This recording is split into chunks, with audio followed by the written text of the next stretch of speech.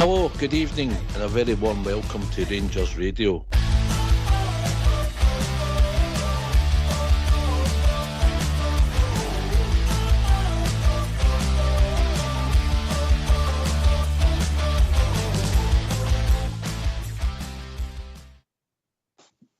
Hello, good evening, welcome to Rangers Radio. Join myself, Fox Chair, on the show this evening. It's the Queen of Rangers Radio, and I don't mean Southside.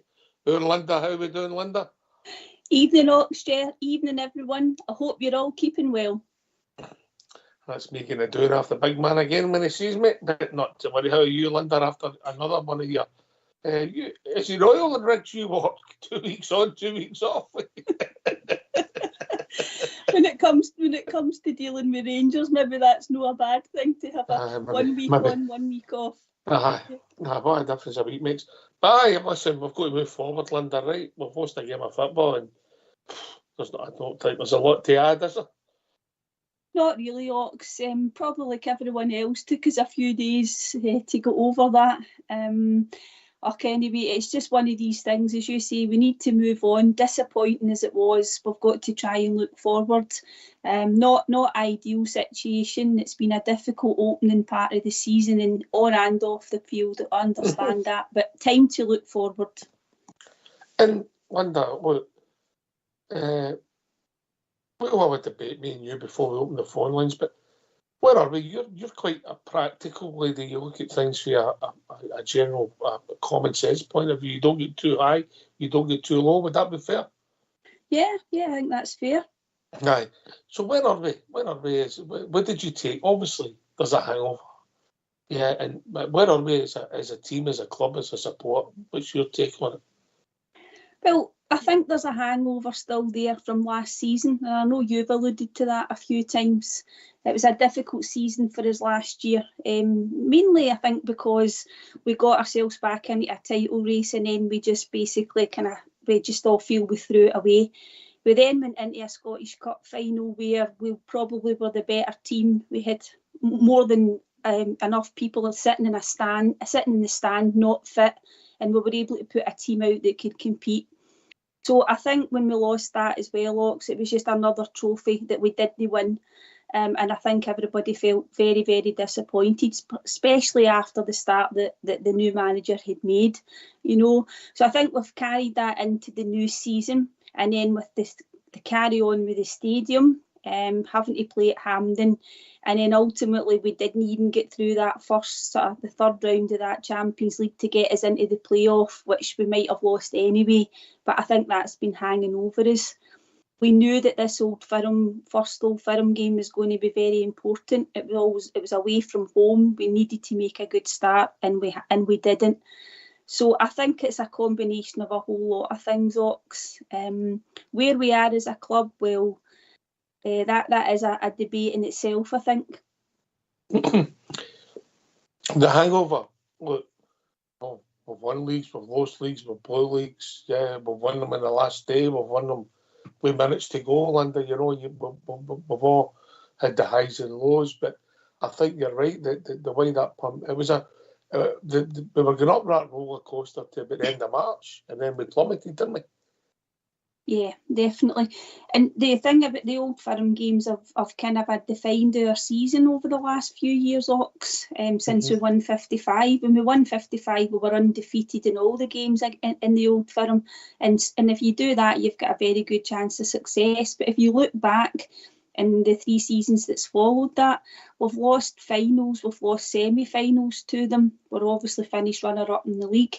We've only won, 1 in 12 in terms of meaningful games, and that was the Scottish Cup the Scottish Cup semi-final when we went on to win it in 2022. So, and I think the frustrating thing is as well, to a certain degree, there's been a couple of heavy defeats at Parkhead in those games, but all the other games, Ox, it's been maybe just one goal in it. And a lot of it has got to do with not taking our chances and then not defending as well as we should. So it is fine, man. It is fine margins. See, I mean, I know we had a couple of chances, but the scoring, when you watched the game, you reflected on it. And I don't want to re-dig up all the old ground for last week, but it's hard to put a case. You could put a case forward for the cup final. We were unlucky. A VAR decision that in the past you might have got the goal and changed these games. We were the better team. They were hardly up the park in the second half. But we didn't feel that in the last game, yeah? No, we didn't. I think we made a reasonably good start, but then beyond that, we just didn't look as if we could even compete. And that's obviously a worrying thing for us. Is that where the frustrations have came for you? Yeah, I think so. It was it's quite scary actually when, it's putting things into perspective. There's other things that go on in the world, etc., but you're only focusing on your football team. When you saw how much it felt as if we were behind them, I think, in terms of just across the whole park, Locks, I think a lot of us just felt very despondent because you thought, how are we going to bridge this gap? Because it does ultimately come down to two teams. I know we're behind a few teams just now, but hopefully that won't continue.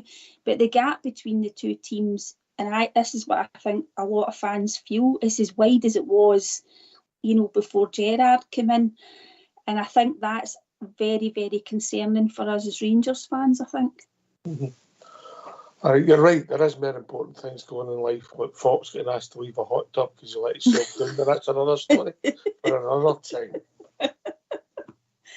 Oh, don't you better move swiftly on from I am definitely moving swiftly on, Mr. Fox, the great adventures of Fox. Right, I get your point. The Old Firm games are pivotal. Now, they'll not always make or break your season. There is times in the past where teams have maybe won the league and maybe no took the maximum points. But however, because of the way the league is and it can be so tight, you're making it very difficult for yourself, Linda, if you're not picking up points, because you're picking up points, you're taking points off the other side in a close two-horse race. Yeah, and I think it's it's a young squad he's put together. We've reduced the average age of the squad. There was a whole load of things that had to happen. Getting players off the books that were on high wages. That's obviously across the whole squad. And then you look at the team that we're trying to build, and out with the Old Firm games, you're thinking, are they going to be able to go on a run where they can, beat the rest of the teams in the league? So it's not just about the Old Firm games; it's making sure that you're beating the other teams. And because they're all still trying to gel, and there's a lot of new players, I think that's concerning us a bit as well, Ox. Can we actually go and beat all the other teams too? Maybe I'm very cynical, but I think the supercomputer, of course, it's random, and of course, it's totally fair. To have us in August play the first and the third team away from home during potential European qualifiers, which obviously didn't pan out, but could have been. Maybe my randomness is. I don't know, Linda. Was that a bit like the two European draws that took place? Yeah, maybe. Ours and theirs, aye. There's if you take last season, there's a stat that's been sent to us. We gained more points against the rest of the teams last year than they did. Mm-hmm. Yeah, so your point you made, it being pivotal, is important, yeah? Yeah, absolutely. The thing you asked about the club as well, you think about the last couple of summers for the board. You talk about last summer.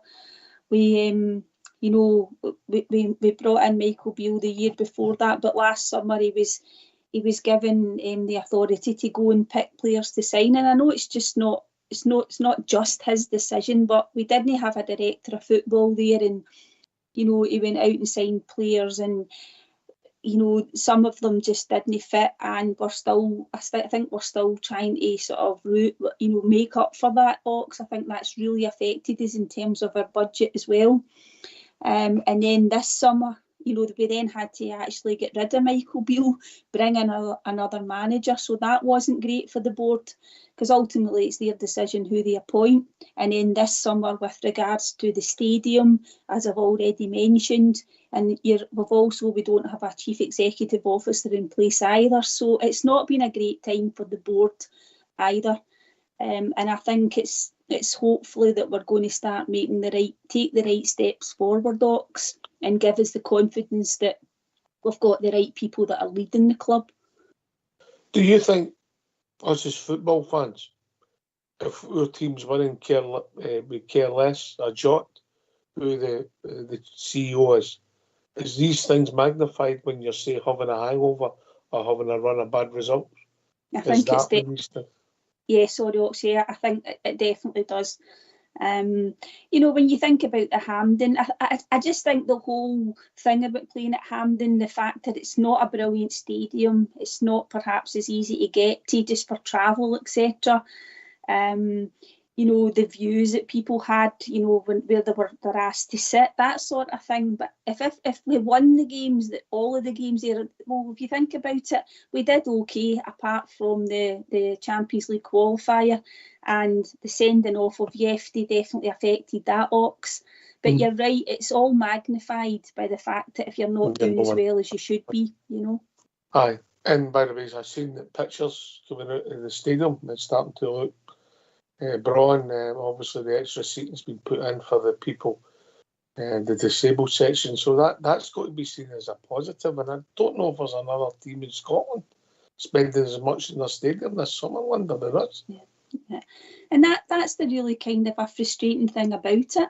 The club decided to do something really beneficial for fans that have got disabilities to improve. And to up our revenue. Yeah, absolutely. And, and to make that match day experience, much better. And, as you say, who else is doing that in this country anyway? And then for it to happen with the steel issues with getting the right, supplies with the steel, etc.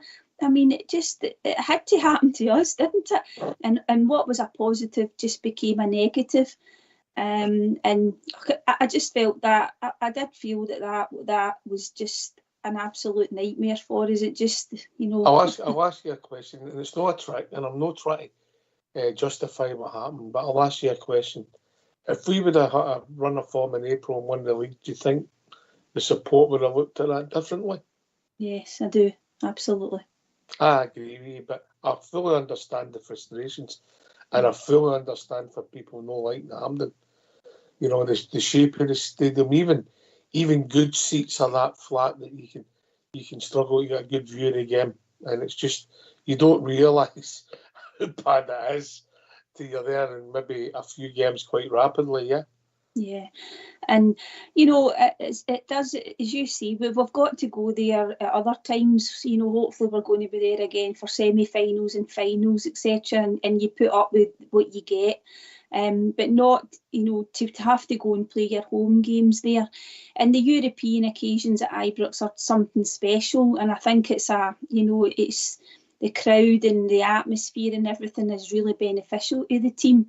And as much as everybody's tried to generate that same atmosphere at Hampden Ox, it's not been quite the same. But I do think you're right. Again, we go back to talk about this hangover, and it's just carried forward into this season. Talking about hangovers, I've got one personal question to ask you, and I don't want to embarrass you on the show, but I will. I need to consult my lawyer. No, I might. Is the latest cardboard cutout still intact? Yes. Just? Yes. I haven't drawn any funny faces on it or anything yet, but I don't know what's happened to him, but I tell you, Ox, I don't think he's been the same since all the England chat. Might be totally off mark there, might be just throwing an excuse for him. But since all that chat with England, I don't think our goalkeeper's been as good as he had been. See that cardboard cutout? Just get it good down it. It's right, it's left hand side. Yeah, get it good fast. Yeah. I see the Scottish goalkeeper had a similar problem with his goalkeeping last night. Oh, don't know. But aye, I take your point. But aye, right, okay. So it's still intact at the moment. It's still intact, but I do hope that he starts to get back to the form that he had when he first joined the club. Disappointing, and I do agree with what people have been saying last weekend. I think the Jack Butland of the first 6 months at the club gets at least 2 of those goals, stops at least 2 of them, I think. I think it was Albert that said that if he saves the first 2, it's a different game. And he could be right. I mean, you'll never be able to answer it. You could have lost 5 goals in the second half if you never lost day 2. You don't know. It's all ifs, buts and maybes. But goals change games, Linda. And particularly in big games. Yeah, and we don't know about the couple of chances that we got in the first 10 minutes because they never really analysed them to the nth degree in terms of the offsides. But you put them away, because if you put them away and then they're disallowed, that's fine. We just got on with it. But it also gives everybody something to think about. The header is just, if that would have counted, it's astonishing that header didn't go in. It's awful. Yeah, well, we move on. Right, okay. Right, so we've got a lot of things going on at the club, but there is positives and the negatives, obviously, with the work coming to a finish. It's not been the greatest period because of that, and it's been magnified. Linda, when everything we do, everything we get wrong, it's headline news, always has been headline news, isn't it? Any small things are beating us with a stick for. We've not got a lot of policemen in the news. Who cares what Tam McManus or Chris Sutton or anybody thinks about the club? We don't, do we? But people fall into that trap, and it's as if they bait us, and sometimes we're biting, aren't we? We are, and we're biting because, a lot of it is we're hurting because of what's happening, on the park and off the park. We understand that. But it's been like this for a number of years. We got a wee bit of respite when we won the league with the Europa League run. We won a couple of trophies. We seem to turn the corner a wee bit. But as soon as anything happens to the club that's particularly in a football sense where we're not winning and we're not playing well, then we seem to be an easy target. But it's not just that; it's Rangers supporters in general that are an easy target, Ox. Yeah, we're in a different kind of battle on and off the pitch. Yeah, away from the football side of things, that's for sure. We could debate that long and hard about politics, but yeah, we're in a different type of battle. We need to be smart. We need some leadership. And maybe people could rightly point we need some leadership for the club.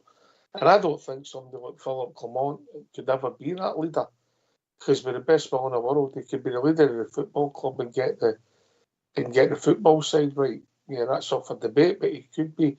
However, I don't think you'll ever understand unless you've been brought up in the heat of the battle, Linda. No, and sometimes he's asked to comment on a lot of things that he shouldn't be, because he's an easy target when he's put in front of these press conferences. And I don't know about you, and I don't know what people think that are listening. I think sometimes he shouldn't actually answer some of these questions, because sometimes I think they just, as I say, they just pick up everything that he talks about, Ox. I think he sometimes gives too much away as well. And I don't know whether he's starting to learn some of the lessons, because he maybe is starting to bat away some of the questions. But him having to answer questions about the stadium, about budget, about what's going to be available to him, things like in the transfer market and stuff like that, it's quite a lot for him to deal with. I mean, there was one press conference recently where he was asked virtually nothing about the opposition that we were about to play, and there was a couple of minutes at the end. But I don't know if that's just the way that the press are, because I don't listen to any other press conferences of any other teams, Ox. but our manager seems to get a grilling every time he puts himself in front of the press. Yeah, I think he needs some help, some guidance, yeah, and some understanding. You know, there's a time and a place, and what you say after games and what you say before it. I think he's a respectful man and an honest man, and these are nice traits in people. But the people the other side of the table maybe aren't the same way, Linda. They're just looking to get a bite, get a headline, to spin a story. Yeah. Absolutely. And he fell into that trap a couple of times last season, particularly around the old Firm games, because they go and interview one manager and then they come and they just quote that manager to the next guy that they're actually interviewing, and that just happened to be Philippe Clement a couple of times last season, and it got his back up a wee bit, and then he was just quoted all over the papers again. But I do think sometimes he maybe just gives a bit too much information away. I mean, an example of that is that he was talking about the injury situation we had last season and how, in such poor condition the players were, and that was going to be sorted, and that was something that was going to be fixed. But already we've got 3 or 4 people injured, and I know a couple of them are impact injuries, but some of them are not.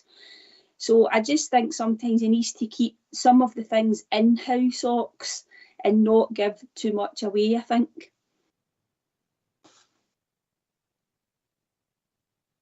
That's a classic example when you set yourself up for a fall, isn't it? Yeah. Yeah. If you take the guys who've been out, Redvan's been out, Cortez has been out, and Raskin, they're the 3 players that have been out most of the time, aren't they? Mm-hmm. Yeah, in the last few weeks, right? One of them was running and he sort of stumbled. I don't know the actual impact. I initially thought it was his hamstring it went, but I don't think it was. So that could just be a fall. He had nothing to do with the fitness condition. Raskins was a shocking tackle, which was a pre-season game, in my opinion, could have been a red card. Yeah. And the Redvan one was having a shot. Now, the 3 injuries, when I look at them, one of them is to do with conditioning, and that's the Redvan one. Yeah. Yeah? Yes. Yeah. And I suppose from our point of view, you've then got Danilo, who has had a slight complication in his knee. It's not, as far as we're led to believe, the actual injury. It's something that's a bit of an aside, and they want to try and get that sorted out. The one that's a bit concerning is the guy Proper. He's actually picked up this niggling injury, and he's hardly missed a game for his previous club, and I think everybody's just thinking, oh, here we go again. Yeah, and Rabbi Matondo is a hamstring. Oh, I forgot about it. By the way, fair play, you had forgot about it. I actually forgot about Rabbi Matondo. He's out my mind, but carry on. Yeah, no, that's a hamstring as well, and sometimes guys that are fast, Ox, it's hamstring problems that they always have. Don't start me, Linda. Don't start me. I'll tell you now, I'll ask you a question. Should he have started that game with that level of fitness last Sunday? Absolutely not. I couldn't agree more. And yeah. No, and also this is another thing, the manager as well, he kind of contradicts himself around that, and I know the options probably weren't there for him, but he talks about not taking risks with players because of the long-term damage that can do. But I understand that, that we didn't have the availability, but I mean, he was never going to last in a game like that. He'd have been better playing somebody who was 100% fit and see what we got out of them. Well, if he thought it was an integral part of the squad, playing him for that half an hour, maybe lost him for 2 to 3 months. So where's the logic? Yeah. And that kind of sums up Rabbi Matondo's Rangers career, Ox, isn't it? He's been plagued with some injuries. He comes in and he has a couple of good games or a good performance like the Ross County one, and we think, oh, that's what he can do. Then he basically has, loses the form in the next game, and then he's normally out with an injury. It's just what we're having to deal with, Yeah. Do you think he's good enough, Linda? No, I would have personally moved him on if we'd got an offer for him after the Ross County game. I thought it would have been good to move Rabi on, just because of his inconsistency, Ox, and just what I've said there. Mm-hmm. Aye, we tend to get too high when people do well, because he was arguably man of the match, wasn't he? 2 goals, 2 assists. Yeah. But as we rightly said on the show, we can only critique the game that he played in. It was Ross County, but he did have a good game. But we all had reservations about, first of all, can he keep that level of performance up consistently, and also can he keep himself fit? And he's not able to do either of those things. I wonder where the injury came from. Did it come from the Ross County game? Did it come from training? Yeah. Mm-hmm. Because hamstring, you imagine, well, it's came from some kind of burst in it, so where did it come from, you know? Mm-hmm. Yeah. You know, but I don't think he should have been started. In fairness to him, I don't think we've done him any favours, but we've not helped ourselves. No. And also the manager, if you think about the injury to Cortez, you know, like, he was going to be probably the person that we were relying on to make that left-sided forward position his own, and then he has that awkward moment in that game and injures himself. So we just cannot seem to catch a break with these injuries, Ox. Here's another one. Here's another question for you, not to put you on the spot before we get the phone lines open. When Cortez done that in the first half, what did they come out for in the second half? With 5 subs. Yeah. And if you ask the player will always say that they're okay. It's got to be taken out of the player's hands. And again, that surprises me from what Clement says publicly about how he deals with people that are injured. He doesn't want to take risks. But aye, that was a strange one. Yes. Right, okay. We went through a few rabbit holes there. Oh, goodness. I hope there's some good times to come in the next few weeks. I hope Rangers go on a run. And I mean, if you think about it, we've got something like 6 games to the next international break. There's a challenge for them. Aye. We'll look at them. We'll look at the games.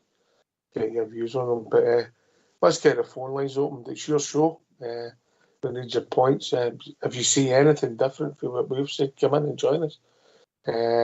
0141 356 1972. Let's hear from you. Why don't you give us a call on 0141 356 1972? It's your show, it's your platform. Let's hear from you.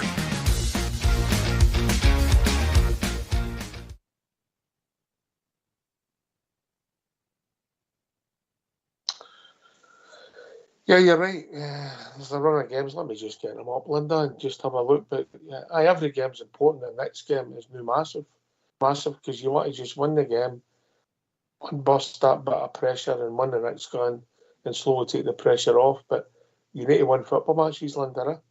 Yep, absolutely, Ox.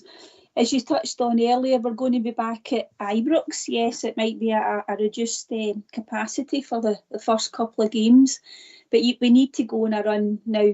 Well, we're obviously going to be competing over 3 competitions in the next wee while, starting with the game at the weekend, which no doubt you'll be covering in more detail as the week goes on. But certainly, Ox, we need to.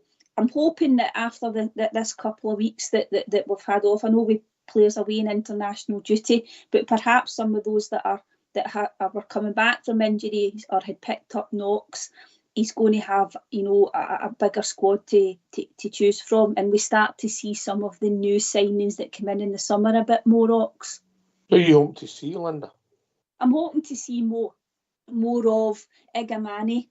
I'm hoping to see more of him. They bought the Bajrami, who we signed in the last day, the transfer window there. Just let me hear you say the 2 players' names again. Igamani. I'll give you that. And Bajrami. Well done. Don't ask me to pronounce the other guy who signed in the last day. I think we should just call him Kaza, because he's Kazan Wirjo. I'll take your word for that one as well, Linda. if anybody wants to phone in and tell me those pronunciations are a load of mince, feel free to do so. But but Bajrami played for Albania a couple of nights ago, and apparently he was man of the match, Ox. And I think I'm excited to see how he's going to play. Absolutely. Yeah, I'll be interested to see the plan out. Right, we'll look at the fixtures because quite quickly we're playing 3 competitions within 12 days. Yep. 12 days. Yeah. So Yes. we're away to Dundee United, home to Dundee back at Ibrox, and hopefully that's the only game, Linda, that we've limited attendance. Away to Malmo, which we've played twice, I think, from memory. We've been there twice. I think once under Stevie G and once with Walter. I don't think we've won. We've all through the eventful games. I think Stephen Davis scored there off the last kick of the ball, and I think with somebody, I think Stephen Whittaker was sent off there back in the day. Just for memory. And then we're at home to Hibs, hopefully, on the 29th of September as we go back to a packed Ibrox. But it's important, yeah. So we've only got one league game. Basically left in September before we go back to Ibrox on the 29th, yeah? Yes. Yeah. Yeah. So that's the fixture. So away to Dundee United, home to Dundee in the League Cup, away in the Europa League, and then home in the league, yeah? And then we're home to Lyon on a Wednesday night. I think the fixtures in the Europa League have been reasonably kind to us at the start. Would you say that, Linda? Yeah, I think the draw was as tough as you could have got. It was quite incredible. It's like a Champions League draw when you look at it with some of those teams. But the one thing that we were hoping, well, I was anyway, when the fixtures came out, was that we didn't have to play Tottenham and Man United perhaps to the last sort of few fixtures, and that's what's happened. And I do think that the way that the fixtures have unfolded, I think probably that's what we would have wanted, Ox. Aye, it's been reasonably plenty, right? So we play home to Lyon, we'll be the mugs, and then this is the one I want to touch on you before the international break. Is it Rangers v St Johnstone at 8 o'clock on a Sunday night? Absolutely ludicrous. Incredible how that's what they expect the fans to turn up in the stadium a Sunday night at 8 p.m. and let's hope that they've sorted out the transport links. Now, remember that the subway stops at 6 o'clock, but the only positive is there's a new bridge open Partick to Partick now, isn't there? Yes. Yeah. As far as I'm led to believe, there was a lot of debate around that, Ox. I think the club did try and get that at a different time. I don't know if they did release a statement about it to say that there was after much, negotiation, that was the only time. I think it's the Great Scottish Run that's on that day. I think that was what was agreed. I do think as well, Ox, that perhaps we even asked St Johnstone to reverse the fixtures and we would play them away. But they didn't want that. So I think the club have done everything they could, but unfortunately that's the time that was decided. So I agree with you, the Great Scottish Run zone, because obviously the city's a wee bit of meltdown for travelling for that. Does that last for about a couple of hours? Yeah. Yes. Yeah. And then you're into the other TV games are on. Yeah. Yes. And then it gets put to that time. Now that just shows you how much the TV deal's worth. It's worth nothing. And they don't care about people turning up when they put a game on at that time. And also, if your point is correct, that St Johnstone have refused, well, what would that have meant? We'd have played them away, and then we'd have played them the next 2 games at Ibrox, yeah? Yeah, that's split. Yeah. Yeah.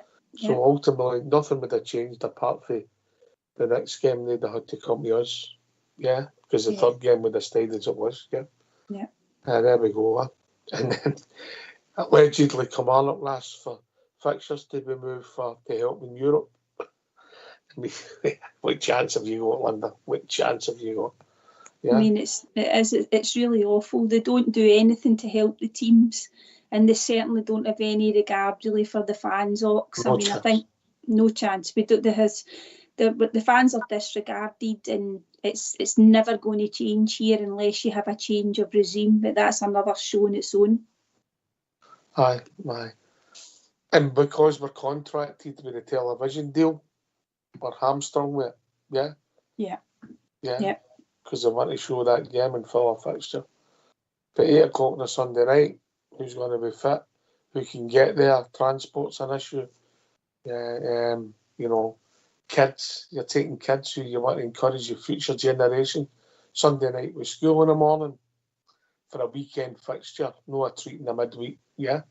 I mean, the Europa Crazy. League, the Europa League games being on the Thursday, it does make it difficult as well in the league because it's our own doing. I understand that, but obviously we're going to have a lot of Sunday games, and it's not always ideal for everybody in terms of travelling, even when it's at a more respectable time, Ox.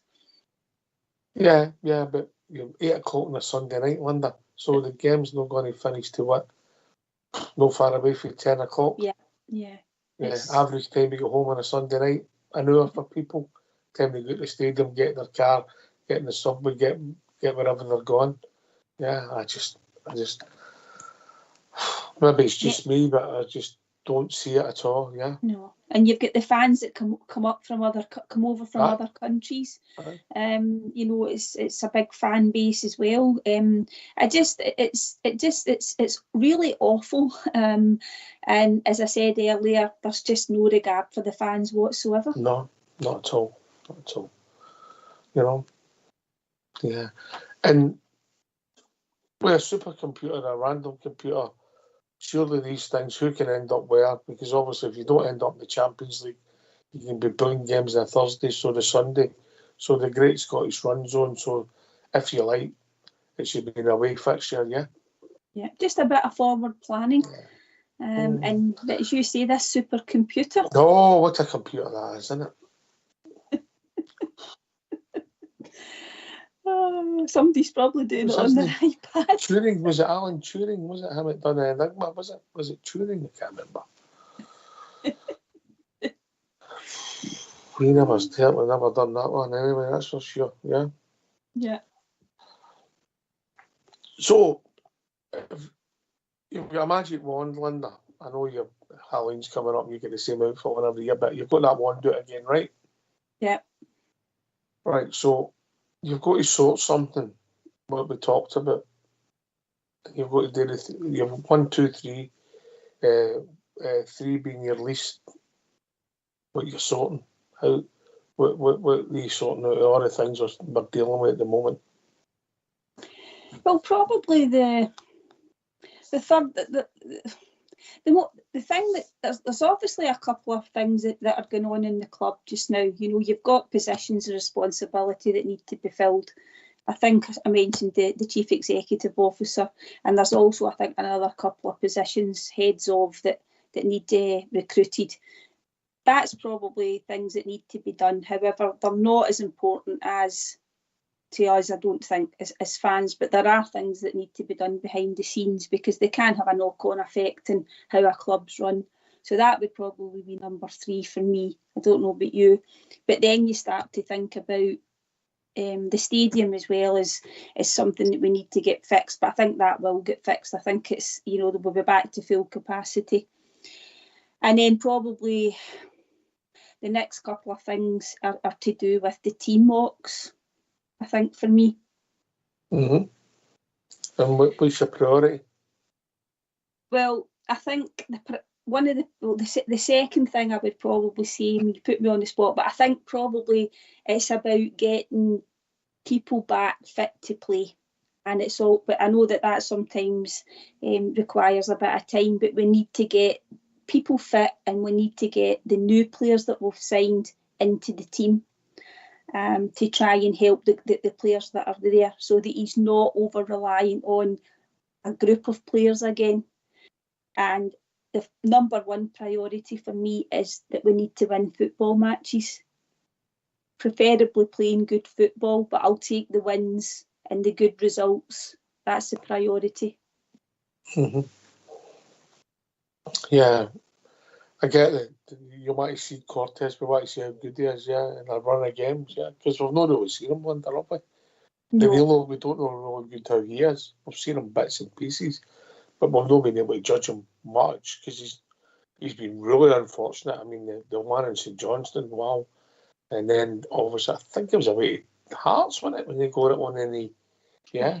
Yeah. So he's been really unfortunate. But we don't know how good he is because we've not seen enough of him, have we? No. And Danilo's not been included in the Europa League squad, and I know that raised a few eyebrows because effectively we're then getting into the Europa League games with two what we would call out-and-out strikers, one in Dessers and the other one in Igamani that we've not really seen very much of.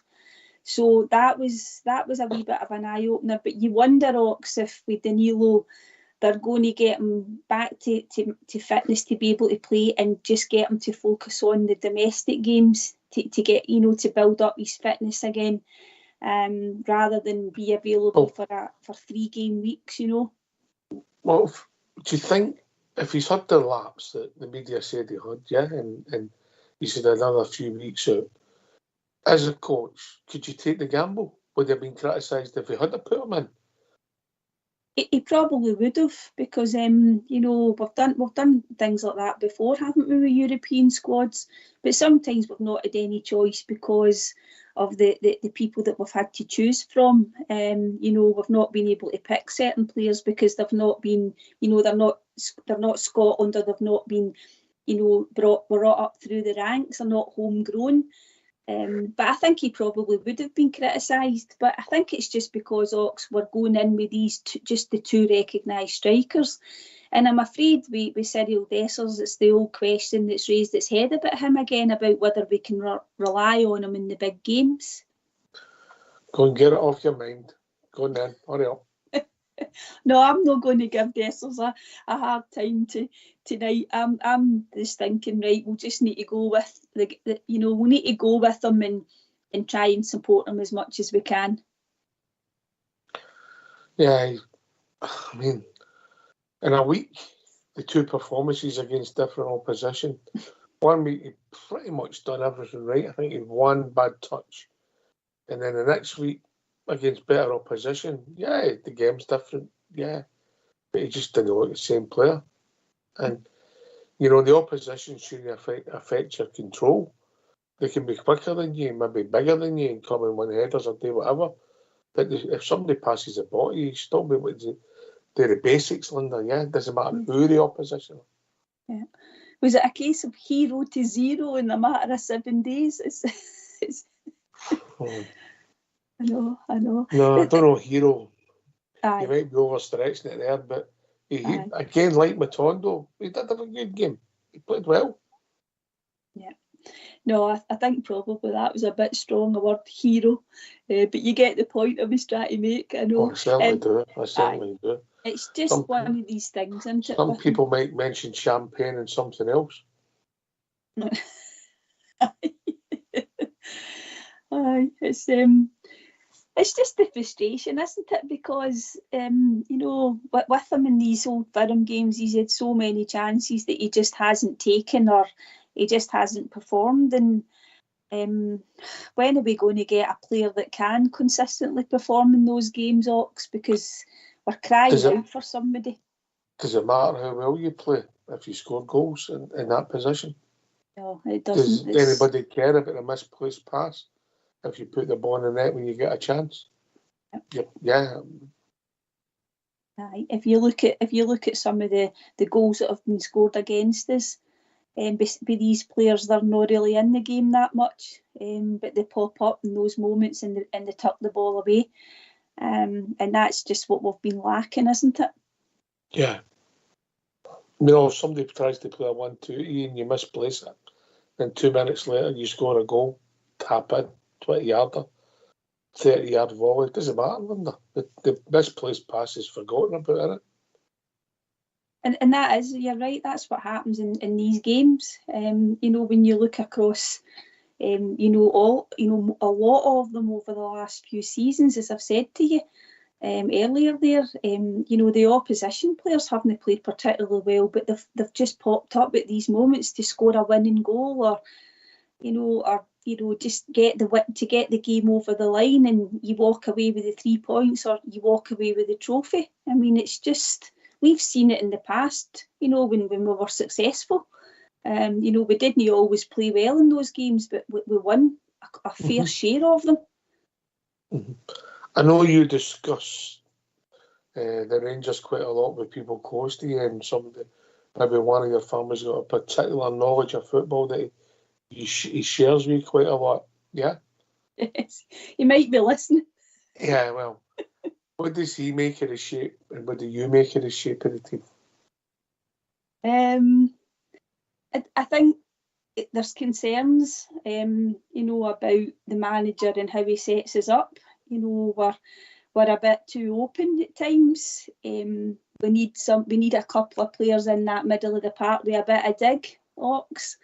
Players that can get about and get stuck in and actually take the game with the scruff of the neck.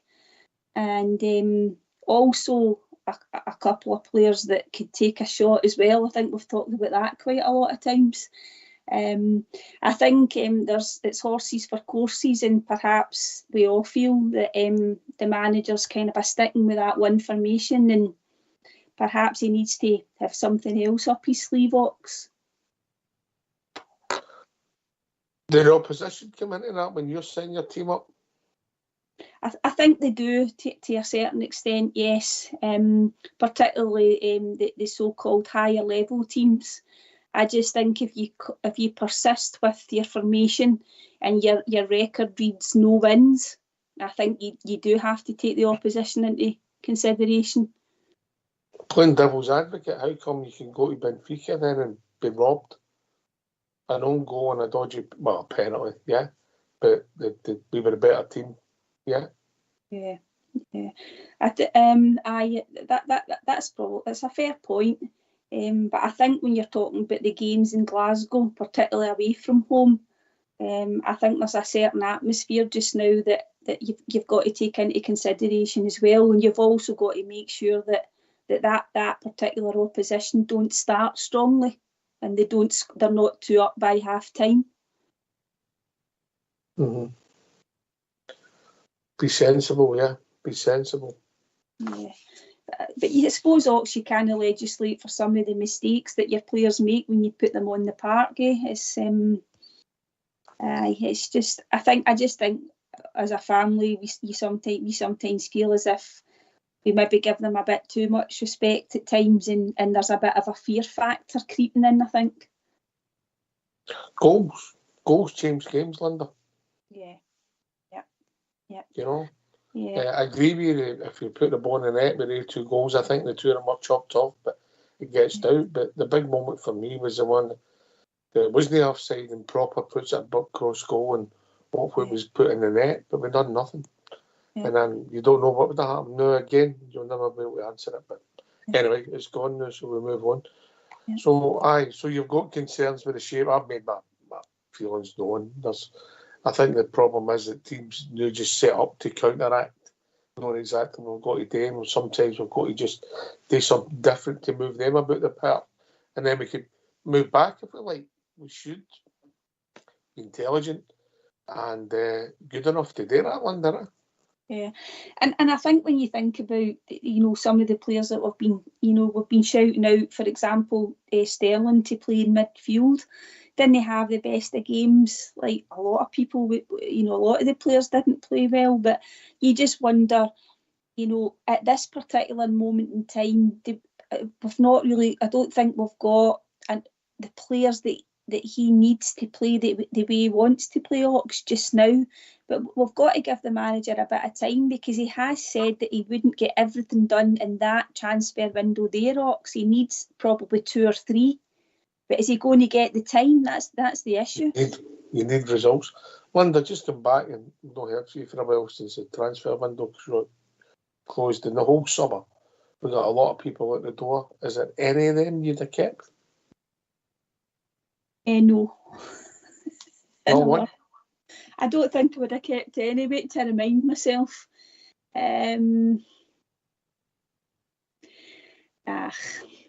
If Todd Cantwell had just got his act together and had, played the way that we know he can, he would have been one that I would have liked to have kept, but not the way that it all transpired. I was glad that we got him out the door. I don't see anybody there, Ox. No, I'm just looking at the wee list quickly. Quite a big list, isn't it? It is a big list. Do we think we've improved in Connor Golson?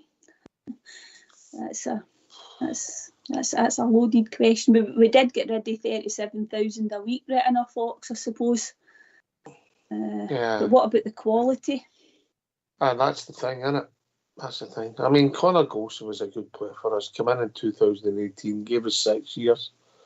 His record of turning up and playing was great. Is he a Richard Gough or a Terry Butcher?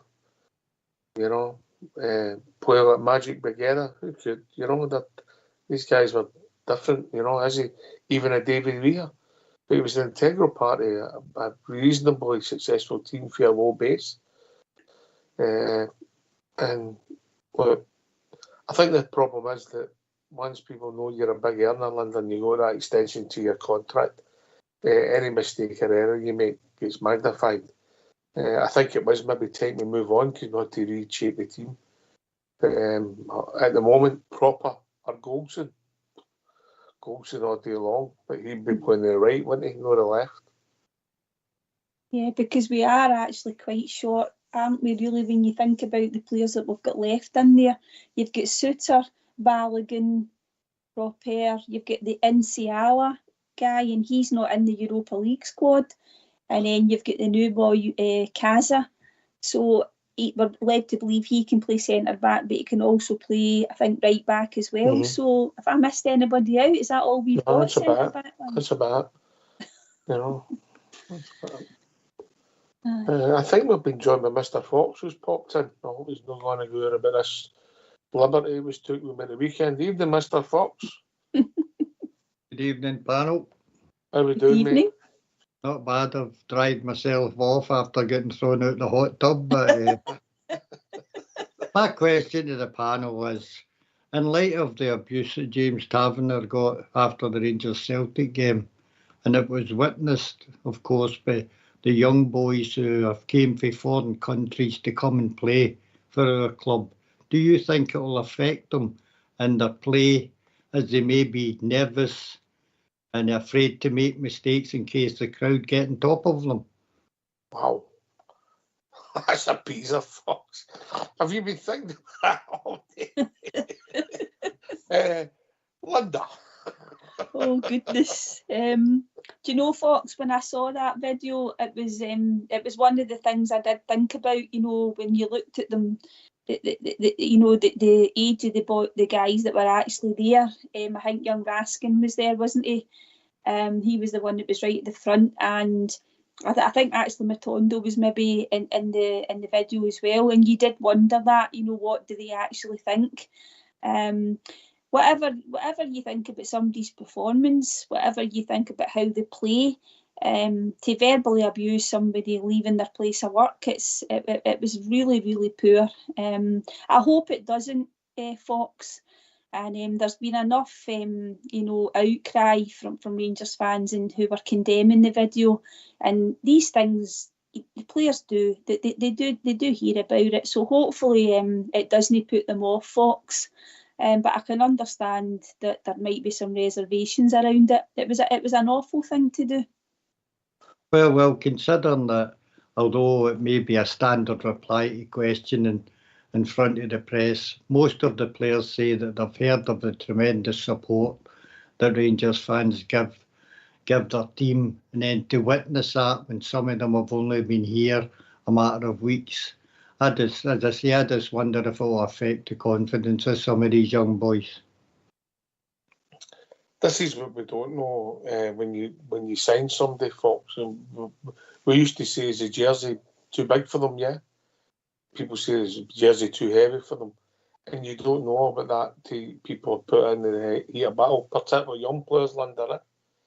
Yeah. Yeah, because it's maybe not having the ability. They might have the ability, but have to get the attitude, yeah. And would that affect him? That's a hard question, folks, yeah. It's a hard question because you don't know. There'll be some people that will say, right, I want to sort this out. And there might be certain other people who say, oh, this isn't for me. But we'll not know that for a while yet, and it's difficult, mate. You just don't know how it's going to affect some. And by the way, I thought it was OTT as well. As much as I thought my whole team were poor on the day, it wasn't something I would have done, yeah. Fair enough. Thank you. I've been frustrated and I've been disappointed and I've been angry, but and particularly during the game. But I don't think I'd have done that. I'd walked away before I'd done that, Linda, yeah? Yeah, I think when you're in the stadium and you're in the heat of the moment when the game's on and everybody has got, you pay your money, you're in, you can shout about things that are going on in the pitch, and as you say, Ox, we're not happy with the performance. You'll maybe, you'll shout that people will shout things, but when you leave the stadium and the players are making their way home or they're going to their cars, you can maybe say that you're disappointed with the performance, but I think there's a line that particular person crossed over, Ox, and I just, and the majority of fans have also said that they just thought it was the wrong thing to do. And it was true, Linda, at the St Johnstone Cup tie, I was sitting next to Scott Wright. Scott Wright that came on and scored the last minute winner. That is true. To be fair, there was a bit of distance between the two seats, but there were the seats next to each other. And was his hair nice? Immaculate. I saw he was donning an Alice band. No wonder where he got that for. New club. I wonder where he got that for. Oh, he finished his goal well. Canwell left it on his peg, mate. Did he? What do you stand on the Cantwell, Fox? You're of a certain vintage, mate. You're quite a fair judge. And where do you stand? Was it time to shake hands and move on? Or do you think there was something could have been sorted, or did you not fancy him at all? Thoughts? I like Cantwell as a player. I think that the conflict, I think, has come from what Beale promised him when he came to Ibrox. I think he was promised in the line of that they would build a team round Todd Cantwell. And once Beale left and the new manager came in and seen things differently, he took the hump for it, and that's the way it's ended up. I wish him well wherever he goes. He gave us some decent moments, but let us down in quite a few areas as well. Hit or miss, Fox? Funny, it has to be a miss, but it could have been oh so much better. I think that we're surrounded with the young boys that we've now got playing with us. He could have been a real star, mate. He could have been a leader in the team if he'd have got his head down and got on with just playing football and stop trying to be a kind of media star as well. The problem is then with your recruitment, Linda, if you're trying to bring in people that you have maybe had issues at other clubs, have you got to be careful? Not just on the pitch. Yeah, I think so, Ox. And the thing about that is as well is as Fox said, is that Clement's actually he's having to play players that he never signed, and what's happened is over the last 3 years, because we've changed manager, we've ended up with a bit of a mishmash of players, haven't we? And you do have to be careful whether or not he's the sort of player that Clement would have signed off his own back, Hawks, because of the issues that he had with his other clubs. He maybe wouldn't have gone for him. But I agree with Fox. He could have been a bit of a star for us if he had just buckled down. But unfortunately for Cantwell, that's what's followed him throughout his career, Ox. He seems to make a good start, he's got good performances, he's rated, and then he basically has a fallout with the manager. And it'll be interesting to see if that happens with Blackburn. Yeah, well, I'm sure we can come back to it. Well, listen, it's that time. Linda, believe it or not. It's time for a tune. Would you believe it? Oh, yes. Looking forward to this tune, whatever it is. No, the accordion's tonight, Fox, is it? Bathtub music, mate. All right. Let's have a tune. Who's that team they call the Rangers? Who's that team they all adore? They're the boys in royal blue and the Scotland's gallantry, and they're out to show the world what they can do. Some people say Real Madrid's the greatest football team. I've even heard the Anderlecht's the best they've ever seen. There's Manchester United and Tottenham Hotspur too. There's Arsenal, Chelsea, Blackburn, just to name a famous few. Who's that team they call the Rangers? Who's that team they all adore? They're the boys in royal blue and the Scotland's gallantry, and they're out to show the world what they can do. So bring on the hips to half the Celtic, bring on the Spaniard by a snore. Barcelona, Real Madrid, they will make a gallantry, for we're out to show the world what we can do.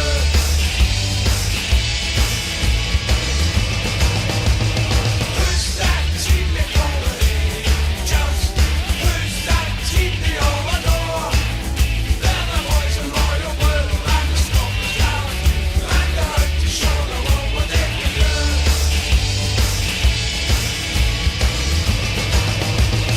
Here's a help to Glasgow Rangers. Here's a help from me to you.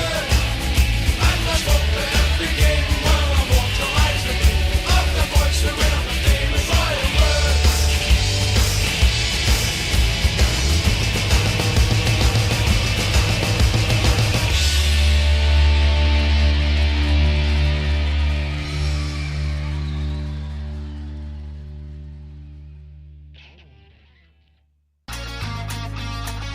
Why don't you give us a call on 0141 356 1972? It's your show, it's your platform. Let's hear from you.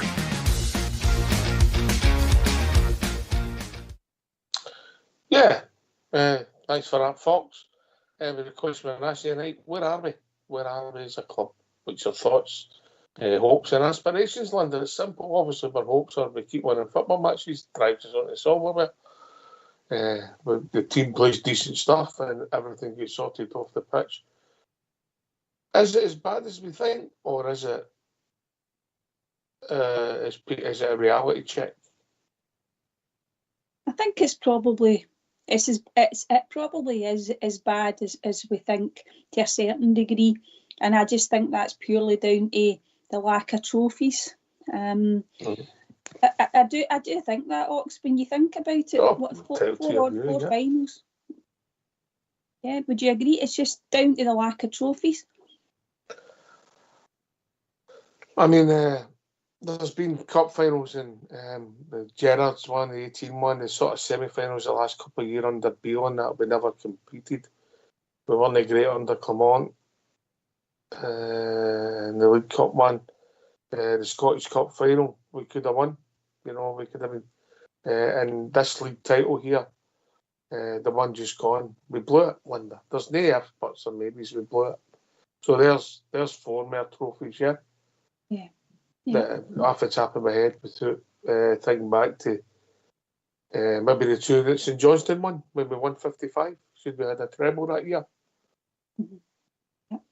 And the thing about that is that if you add those 3 or 4 trophies, we wouldn't have got like all trebles or anything. But if you added in another 3, maybe another 3 trophies, and you went and did the treble in the 55 season, we're maybe having a slightly different conversation.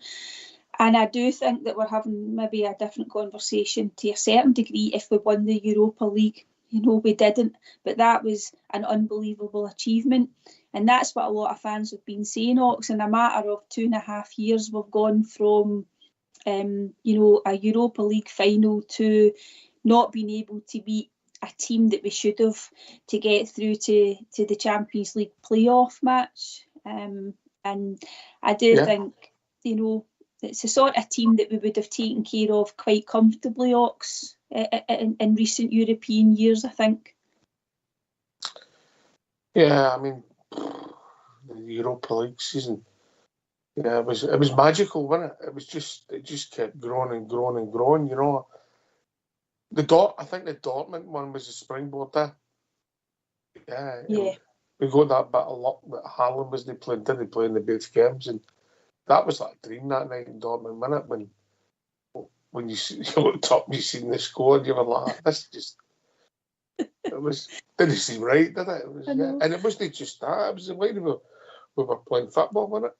Yeah, and that a lot of that is, you know, Tav coming in for criticism the way that he's playing just now, but some of Tav's performances in Europe have been exceptional, and he's got us through games. It's meant that the club's managed to get a lot of money through the door, Ox, with the European performances, etc. But at the end of the day, for us as Rangers fans, it's all about winning trophies. But James Tavernier, it's a shame that the way that he's ended up just now, that a lot of the good that he's done in the past, it's quickly been forgotten about, Ox, because he's not playing particularly well just now, and he's been part of teams that we just feel that haven't won enough for us. Are you saying you think it's time to shake hands and move on?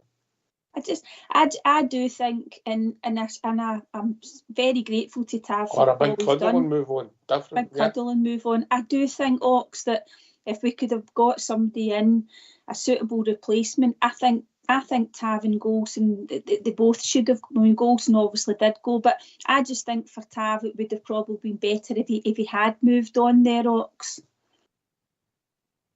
Playing devil's advocate, Linda, if the club want him to move on, he's got 2 years left in his contract, yeah?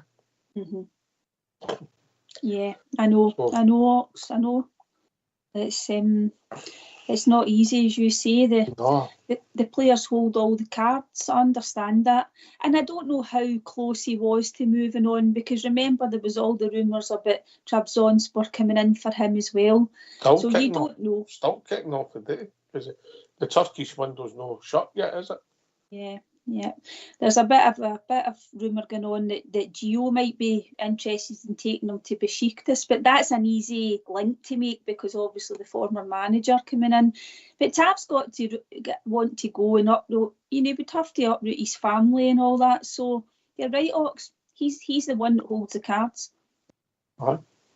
I just hope that it works out for all parties concerned. For us, for the club, the support, and Tav. I think if he does leave, he has earned the right to walk out the front door. Yeah. Yeah. And Ox, the amount of football he's played over the years since he's been at the club, when you think about it, it's been quite incredible, the number that he's been fit for. You know, he's been available to play in. And the way that it is just now, you know, if the rumours were true, and say hypothetically he did move on, what are we going to do? We can't go into the season or till the next transfer window with, you know, who would it be? You would have Adam Devine still at the club, and perhaps Sterling can play there. But it's... Well, we'll find out if Sterling could play there. Aye. You know, I didn't listen. I'll accept all the criticism he got in the last game in midfield, yeah. I didn't think he had a good game at all, yeah. But that doesn't mean that's the end of that project. One bad game, but I would like to, in an ideal world, I'd like to see him playing the two positions simultaneously to see what one is the best. But if he is going to be a right back and he's comfortable there, well, we'll see. We might see soon. You never know, but watch your space. Just, Linda, note I got in your head on that. You know, Tav, you're right about the number of games he's played with us. Do you think his legs have gone at that term? Doesn't mean he's no fit. There's a difference, eh? Yeah, I think you've got a point there, and I think he's maybe just lost a bit of maybe a yard. And I think you can see it in himself, Ox. I don't know about you, but you can tell by his demeanour and the way he is on the park that he maybe knows that as well. And but he did have that. He was carrying the injury, you know, right through pre-season. So we're maybe going to have to be a bit patient with him, and hopefully he'll get, even 90% back to full fitness. We'll just have to give him a chance if he's still here, over the next few weeks, and then if we know that he's definitely not leaving, we're going to just have to try and get behind him, I think, Ox. Yeah, I know. Whether he becomes a bit better player going forward, I don't know. But listen, if you're picking a team in form this season, I don't think Tav will get in it, but it sure replaces him if you've noticed Sterling's. And the big boy looks as if he's come in to play, hopefully, right side of centre back. I think that's what he was signed for predominantly. Might be wrong, only time will tell, Linda. Yeah.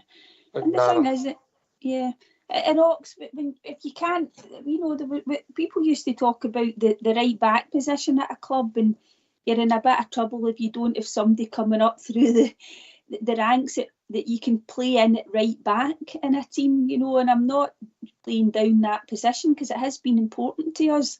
But even in matches against the teams in the league that we should be winning at home, there has to come a time where surely the manager's going to have to play somebody else there for just to give other people a shot at that position to see how they can do.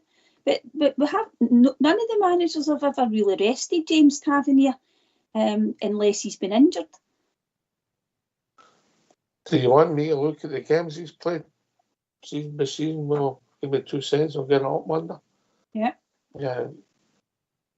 He's played a lot of football, hasn't he? Him and Golson played a lot of football, and I think he's the only one left now for the team that started in Seville. McGregor, Borna, Golson, Bassey, Ryan Jack, Glenn Kamara. Yeah, Bastion Sakala. Oh, he came on as sub, didn't he? He came on as a sub and then went back off, didn't he, for the Yeah, I penalties? thought that was a mistake, but I thought it was a mistake at the time. So Glenn Kamara, John Lundstrom, Joe Aribo, Ryan Kent, and Scott Wright. That was the team that started in Seville. Yeah. So Tav's the only one left. Tav's the only one. So 2.5 years later, they're all gone, apart from him. But was it the right thing to do? Basically. McGregor retired, Jack's been injured. Yeah. Yeah. Right, so 467 games. 467. Yep. 5 substitute appearances. No red cards. And he's only been booked. He's been booked 51 times. Well, I didn't realise it was as many as that. So this is just his league seasons, Linda, yeah? Well, that's just league games. No, that's total. Oh, total, right. Yeah, Okay. 462. League games, 316. How many goals, Ox? This is his 10th season. 125. 90 in the league. 88 European appearances. 22 goals. 1 in 4. Exactly for a right back. Pretty frightening, really. Right, here we go. League appearances, right? You ready? 36, 35, 37, 36, 24, 33, 34, 38, 38, 2019-20. Season he'd only 24, let yourself doing a bit of Oh, was that when he had appendicitis?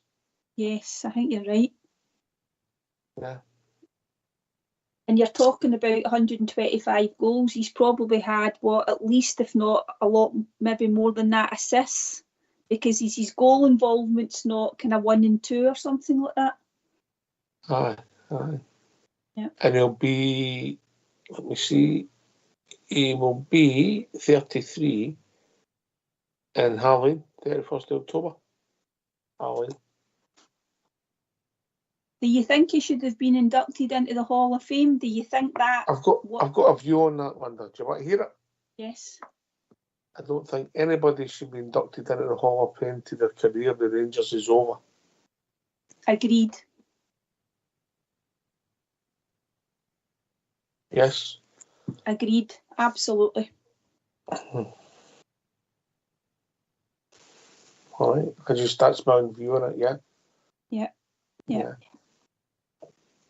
You know, listen, with their performances, the Europa League season, captain is to the league, unfortunately took us to a final in Europe, obviously never won it. Should he be in the Hall of Fame? Yeah, I think he should. Yeah, potentially getting a testimonial. No many players will do that, Linda, will they?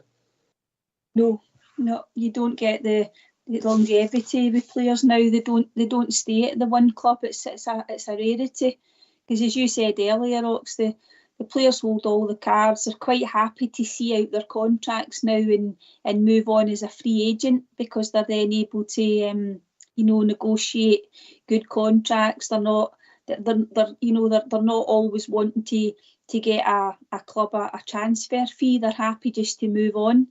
And you don't really get players staying at clubs for as long as James Tavernier's been with us. I just think when as I said earlier, fans, when they look at Tav and the career that he's had, that people just think that he should have won more trophies.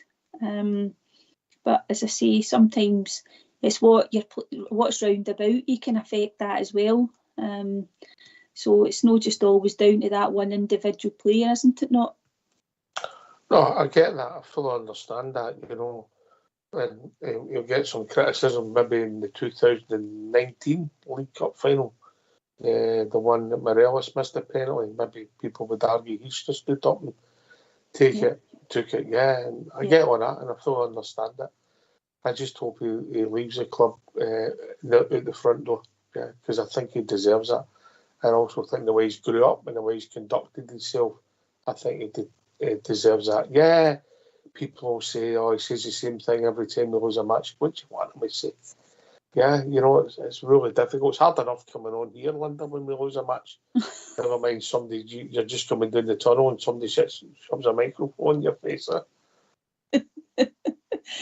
I know sometimes it's been torture, isn't it? And I just think we're always trying to be positive, and when you come on the show and it's not going well, it can be difficult. But we're all Rangers fans, and we just want our team to be doing well.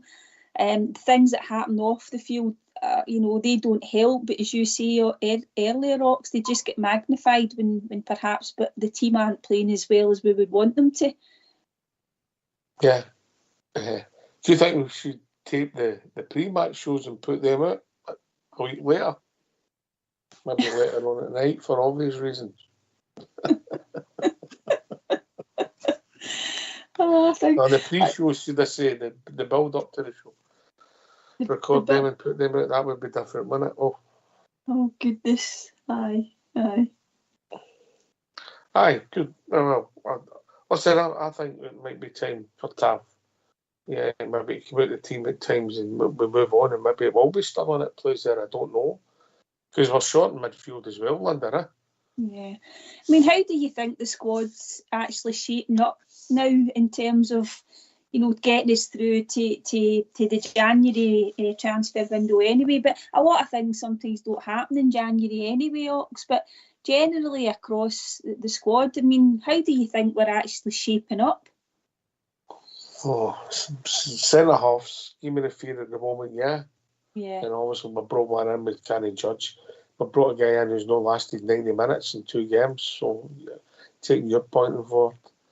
Ben Davis, I don't think was the answer, and he's away on a years-long loan, so we'll see how that transpires. I think we're short in midfield. I think you need a ball winner in there. Connor Barn, I don't know if he is that guy. I think he works hard and he gets a bit of bits. He's really neat and tidy. I don't think he's creative as, say, Stephen Davis. But there's similarities the way he works hard, Lyndon. I'm not comparing Connor to Stephen. Don't think I'm doing that at all. But there's similarities, Linda. Young Raskin, it'll be a big season for him to see where he goes, But it would seem as if we're short in there. Yeah. And again, we'll get Cherny for the right side of the 3. And we'll see how the new guy kicks on. Hopefully, you see he was man of the match for Albania last night. We'll see how he forms a new partnership for number 10. And if you take Danilo, we're once again short in the centre forward position. Now, he's always robust, Dessers, but could we pin our hat on him? And then all of a sudden, the left side of the front three, when you've had if you've played Ridvan at left back, you've got Jeffy, you've got Cortez, and you've got Batondo as backup. There's one of them fit out the four, Linda. Yeah. In the left side of the pitch. So there's issues that are some management issues and some fitness issues and some selections issues, but light in centre half, light in midfield, light in centre forward, and it's not a good mix, if I'm being honest. I did think in the last day, the transfer window there, we would have brought in another midfielder, Ox. I agree with you. So we're talking about for the two holding, obviously there's the 4-2-3-1. So for the two positions, we're saying that we're going in with Raskin, Barron, Diamonde, and Dowell, perhaps. So that's basically the four there. Dowell maybe plays further up. So who else? You've got the boy Cole McKinnon, and you've got Bailey Rice. But apart from that, for those two positions, that's all we've got going forward. It's short. You're I hate to say it, another injury away from a crisis in that part of the midfield. Still, I don't know if he's the answer. Yeah, no, he's been a bit part player. Yeah. And he's been decent man, and he's in his second season, and I couldn't even tell him where we play him, Linda. No. And just in terms of availability, then it's just does he fit in there? And then you're right about the centre backs, and up front we've obviously with the number 10 position, you've got Lawrence, you say Bajrami, and young Lowry, because he didn't go anywhere, did he, in the transfer window there? Is that ship sailed? Well, it probably has, Ox. The managers doesn't seem to be putting him in at all. He's not even bringing him on off the bench. So it looks as if we're going with Lawrence and Bajrami competing for maybe that position. But you're right on that left side. Just now, fit to play would be Cortez, hopefully, and maybe if Yilmaz is all right, you would put Jeffy further up the park. I quite like Jeffy. I don't know why. He's come in and first he looked at bomb scared defending. He's got better. He's developed. Obviously, that game there's been really unlucky. Some of the bookings he's got, he's been bizarre. He's full of enthusiasm. He just keeps the game simple, and I think he could be effective. We'll see. Maybe I've got it wrong, but that's my view changed to initial views to I think okay, he's got something about him, some lightning pace, Linda. Yeah. When he came on in the Kiev game away, he added a real bit of dynamism out there, and then we thought he's got a good partnership with Ridvan, and then there you go, Ridvan gets injured, so that put paid to that. But hopefully, Ridvan's actually maybe back to fitness, Ox, injury free anyway, and we get him back in the team. But no, I like the look of. He doesn't look. He's only a young guy, isn't he, Jeffy? He's only 20, Ox. But he doesn't look 20, does he? I think he was part of that Nigerian team that beat Scotland in the under 16 World Cup. Yeah, I remember that. Did they all have the moustaches as well? I remember I bumped into him before they were up Victoria.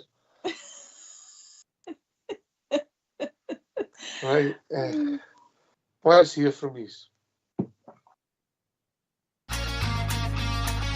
Why don't you give us a call on 0141 356 1972? It's your show, it's your platform. Let's hear from you.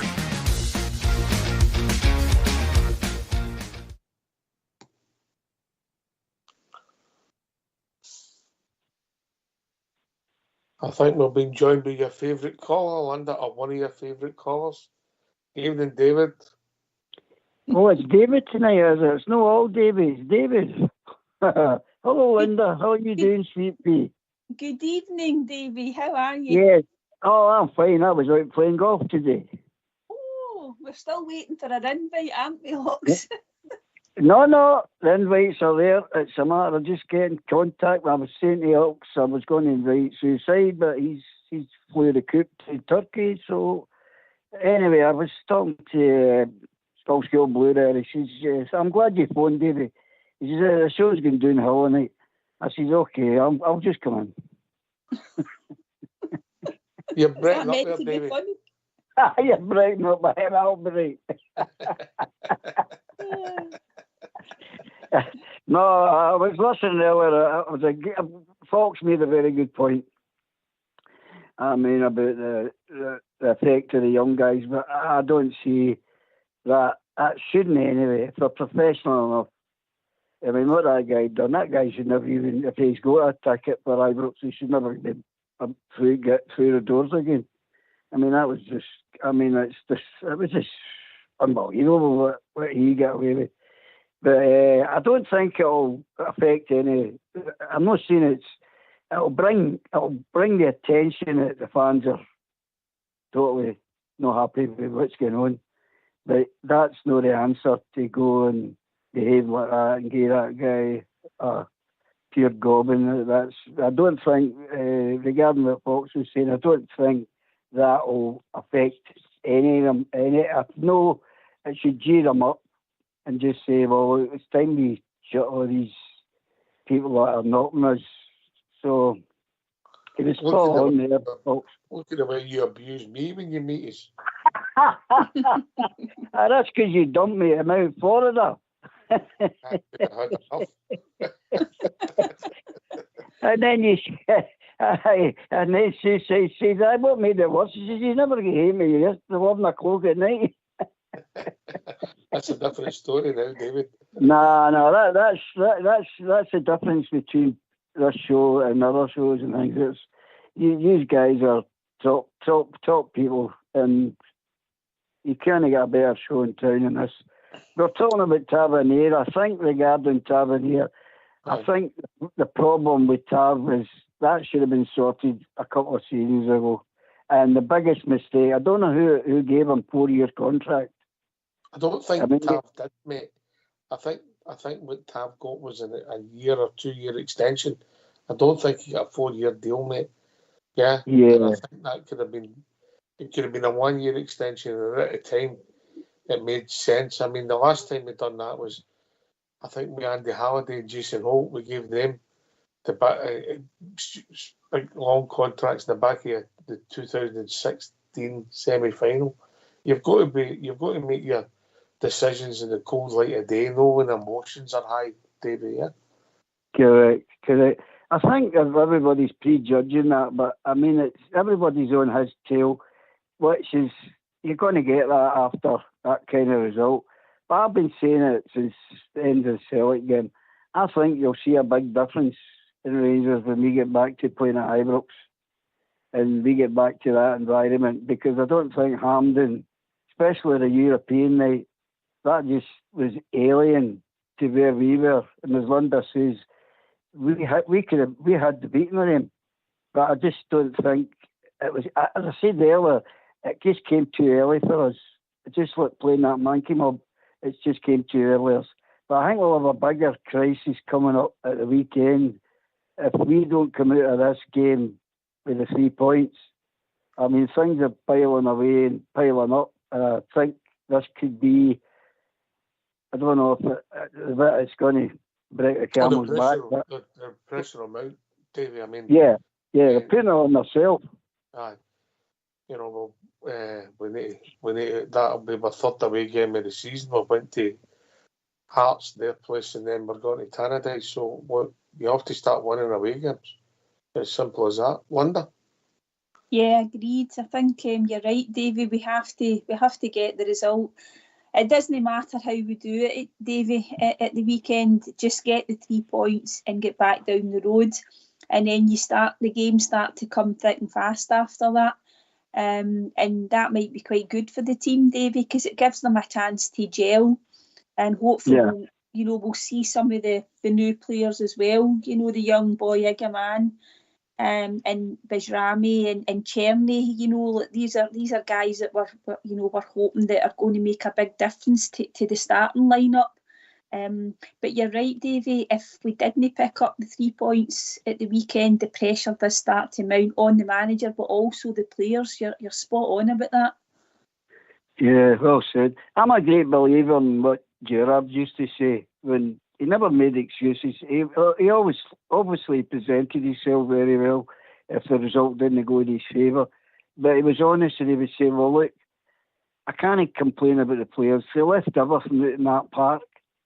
Well, how many times could we say that with what we've watched the last few games? And I think that's the big failing for the Rangers supporter now, is that's not happening because there's too many empty shots out there at the moment.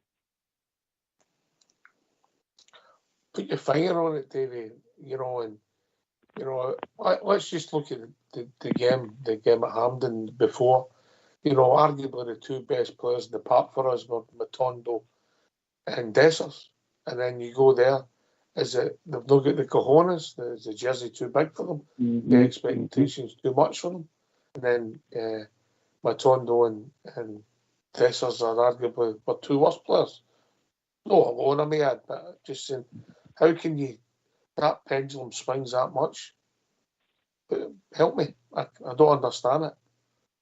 Well, as Linda says, it's fine margins. I think it was, I'm not sure if it was Albert, might not have been, and he was talking about fine margins. And if you look back at the goals we lost at Mankey Mob, that game could have changed. I'm not saying that they made a big difference, but the way we lost 8 goals was shocking. And that's just been happening to the regular. So that's going to be addressed. How he addresses it, I don't know. But it's small margins. But when you take it and get a dubbing like after that mob, it's magnified 10 times. And everybody's right to jump off the top of buildings and all that. We've got to just grin and bear it, guys. Grin and bear it. That's where we are, and it's not going to change. Hopefully it'll change on Saturday. Sunday. Oh, well, Sunday, okay. Linda? Get your days right. Get your days right. I don't know whether some of the players maybe just froze a bit last weekend, Davy. I don't know if it's down to ability or you're playing a better opposition. I think it's probably a combination of everything. Some new players as well. But I just, as Ock said, we had the high of the Ross County game, albeit it was Ross County, and players played really well, and you just expect them to take that into the next game. But maybe, as you said, Davey, it was just it was a game too early for us. But you don't get a lot of time to settle in at Rangers, don't you not? Because we just want results, and we want our team to win football matches.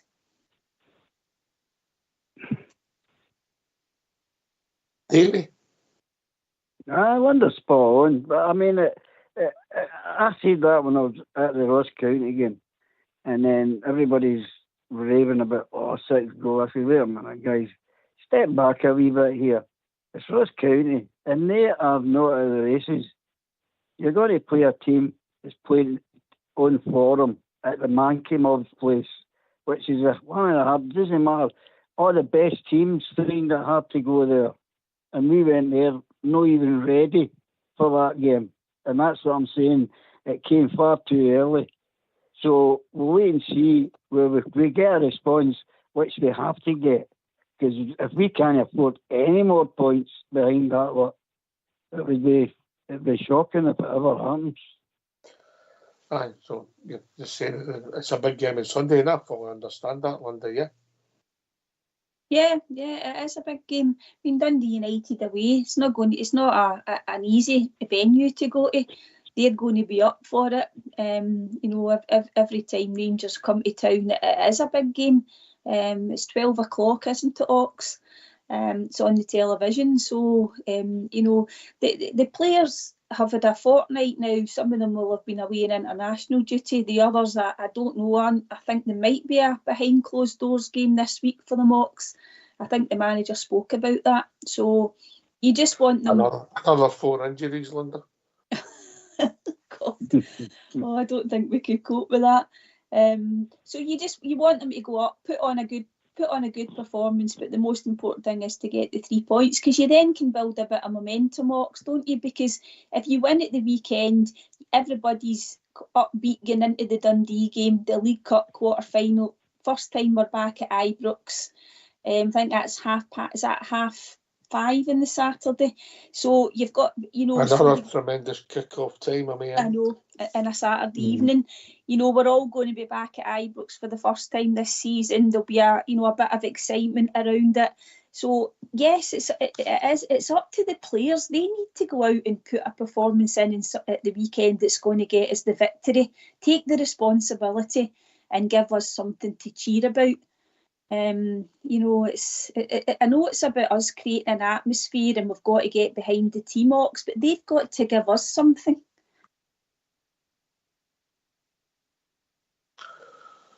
David? Yeah, sorry, please carry on, Ox, sorry. That's a two-way street, isn't it? You know? Yeah.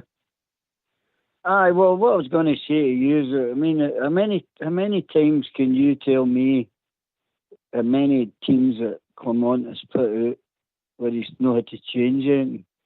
And that's definitely not a good thing. There's not been many, has there? Oh, we'll and see what info I can get there. Give me a second, I'll stay there. I mean, the starting 11, he changed for the Ross County. He made one change, didn't he? 2 changes. True. He brought in Proper and he brought in, he played Diamande instead of Lawrence, so he made 2 changes. That's right. Which were his choice. I don't know how fit Balogun was, Linda. No. But there hasn't been many games, you're right, Davy, since he took over that he's not had to make changes. And a lot of that has mainly been driven by injuries and who's been available to him, I think, Davy. It's not been the easiest for him, and he's talked about it on numerous occasions. I don't think he's ever known a squad that has been injured as much.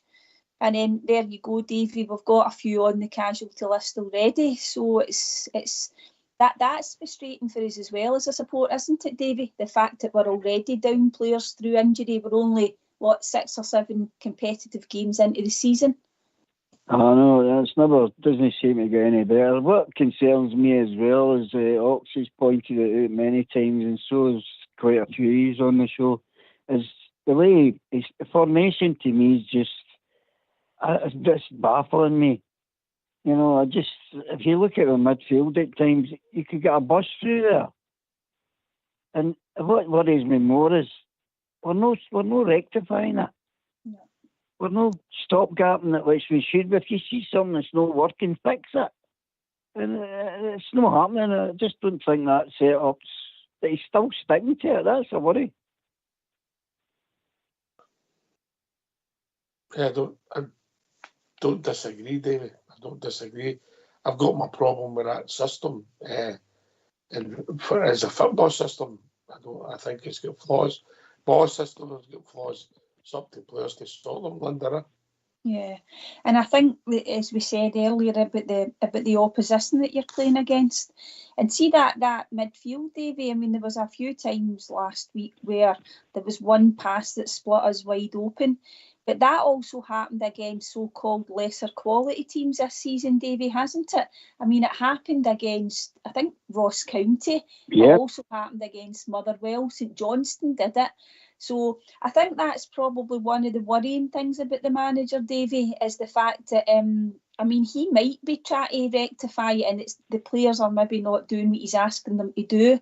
But certainly that pass through the middle for it, just splitting us open all the time, and every team is doing it. Mm-hmm. Yeah, right, well,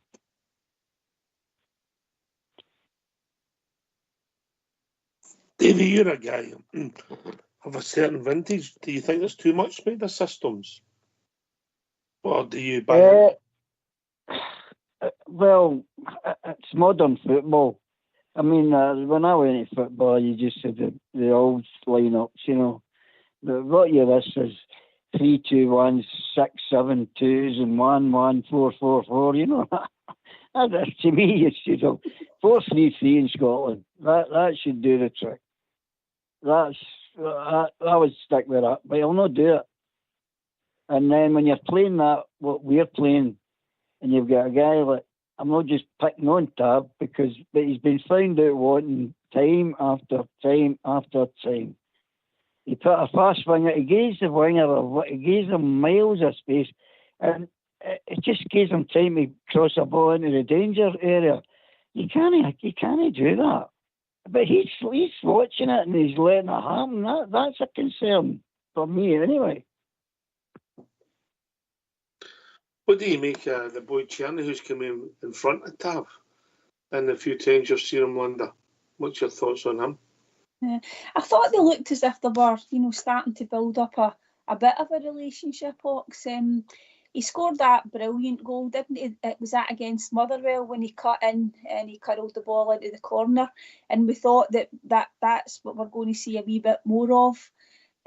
He's not quite maybe reached those heights again, and it's hard to say about last weekend, Ox, because I mean nobody got pass marks, but those are the sort of games that I think we thought that maybe Tierney would make a difference in, but I think just collectively they were all very poor, so it was going to be difficult for anybody to stand out, I think. So he's had some good moments, and I think hopefully he'll continue to build the relationship with Tav if it's Tav he's going to be playing with. Davey? Yeah, well, it's too early for me. Yeah, what I've seen, he's got the ability, different aspects and things, but I think he looks good when the team look good. I don't think what we badly need is somebody that can grab the game by the scruff of the neck and inspire the team. And we don't have that.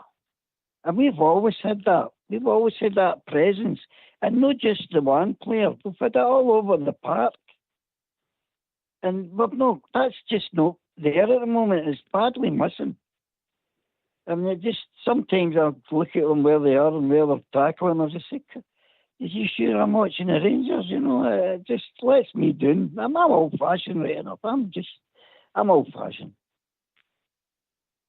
I don't know, mate. I think your frustrations are felt with a lot, but we have got a youngish group of players, youngish, because it's experience in there. Tierney, Tavernier, Lawrence, Dessers, Butland.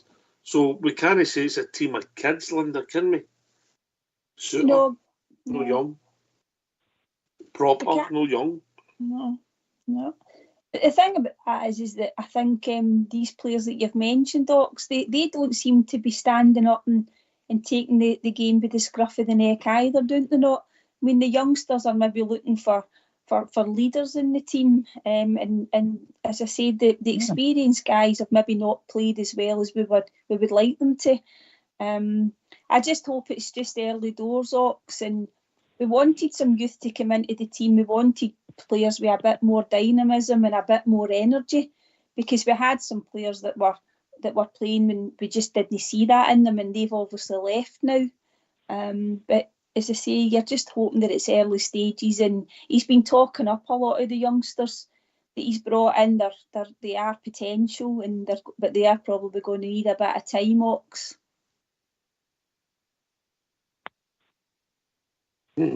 Time, Davey. Big question. Well, we don't have time. I mean, it's sorry to say that at this moment in time, we don't have the time. I mean, I only see one player coming in, a young Barn.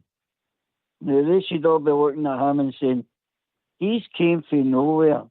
And look at the effort he puts into these games. And he throws everything on that park. But there's a lot of them couldn't replicate that. They can't do it. And that's a worry for me. whether you've got talent or no, but if you can't go out there and leave it all out there, you're no good to Rangers as far as I'm concerned. So he's shown a tremendous appetite, Linda, isn't he, young Barron? I mean, don't get me wrong, he's no flawless. People will argue he's maybe involved in, potentially was involved in the 3 goals that we gave away the last game we played. And, you know, he was on the left-hand side, marking up with the thrower. I don't think he done much wrong, personally, but he was still there. He played the pass to Cherny, which got intercepted. And then he played the pass to McCausland, which I don't know what young McCausland was trying to. I mean, I don't think he played the right pass, but he'll learn from that, hopefully. And listen, I think the support have took to him because his attitude, Linda. Yeah, I think so, Ox. As Davey said, he gets stuck in and he's brought a lot of energy to the team. I mean, I think he started every game, and I don't know if we saw that happening. I think we just thought we would be able to sort of, you know, bring him in gradually, but the manager's not had any choice in that matter because the injury to Raskin as well. But I think we've all got high hopes for him. He's still learning as well, Barron. He get called up, didn't he, into the Scotland, into the full squad there. I don't think he played at all, but you know, I think things like that, you know, helps your profile and it gives you confidence. So, and he seems to be enjoying his football as well, Ox, and he likes being at the club. So I think, you know, the fans have really taken to him. Yeah, you're right. Yeah, but he needs a hand in there, Davey, yeah? Of course he does. You're right, Ox, but he needs a hand for his goalkeeper or not.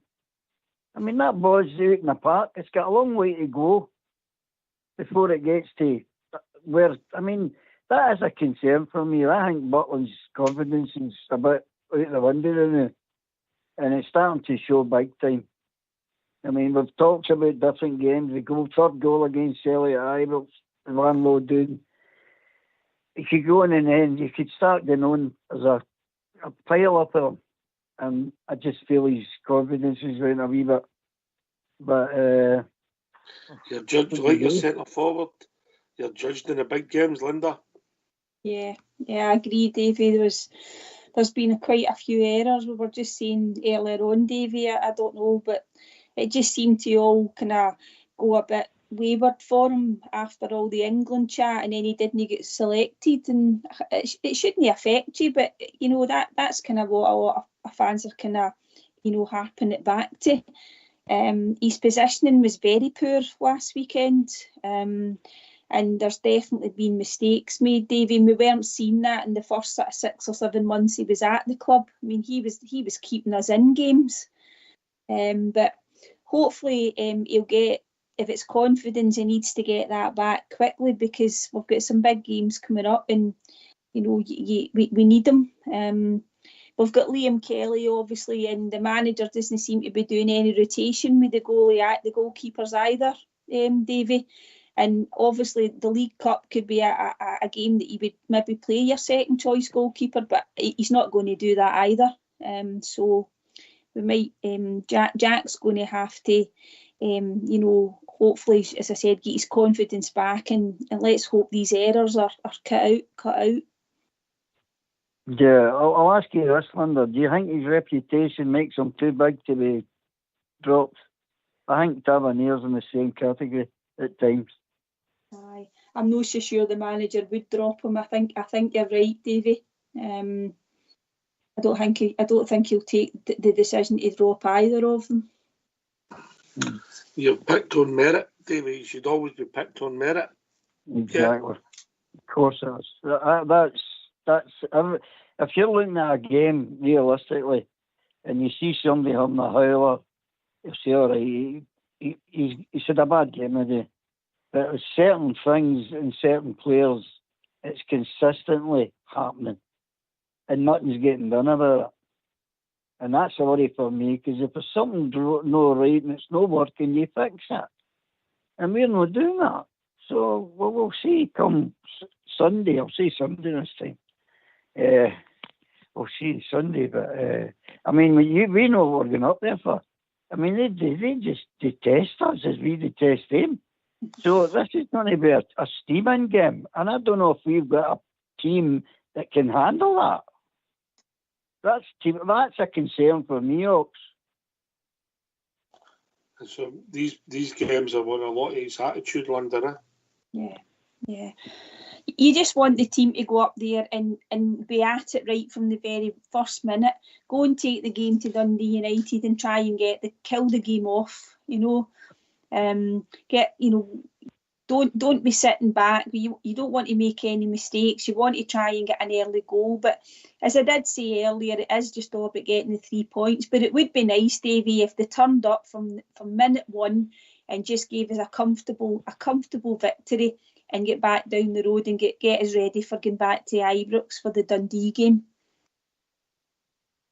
Yeah, I think the performance, aside from the performance, is more, it's important, but I think getting up there and getting a win and no coming away with anything less than a win is more important than what the performance would be. But that's a bonus ball, because, as I said earlier, we can't go any more points out of this title race. But there's still a long way to go.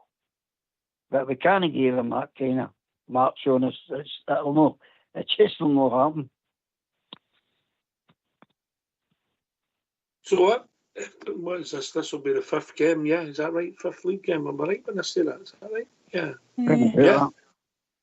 Yeah. So after the 5th league game, we all played the 1st and the 3rd away from home, and the team that won the league all played the 2nd and the 3rd at home. That random computer, some computer, innit? That's well named, isn't it? Yes, aye. Yeah, it's super, all right. Aye. Have I been too cynical, Linda? I don't think so. I think you've got a point there, Ox. Yes, it's can't be coincidental. No, you're only cynical, Ox, when you're talking about me. You're getting cynical and truthful mixed up, David. Just don't ask me to spell it. I'll not tell everybody how you greet me when I've seen you. Sorry, I'm coping you.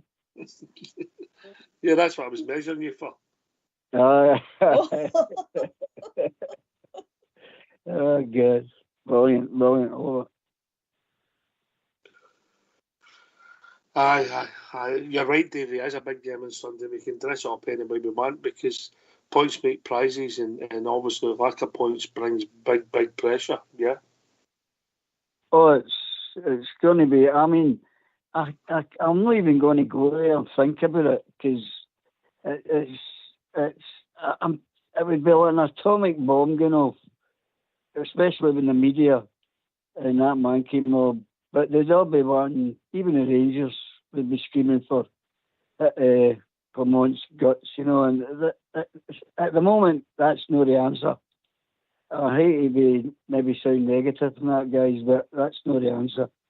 We've got to go here and stick with us and see what turns up. Hopefully, it will pick up. Which I think getting back to Ibrox will be a big bonus, a big plus. Now that the park's ready, we've got all the young guys now behind the Copeland. Get the atmosphere going, get the guys that have just come into the club, get the feel about them. See, this is what you're here for. This is what you've got to do. Get out there and do it.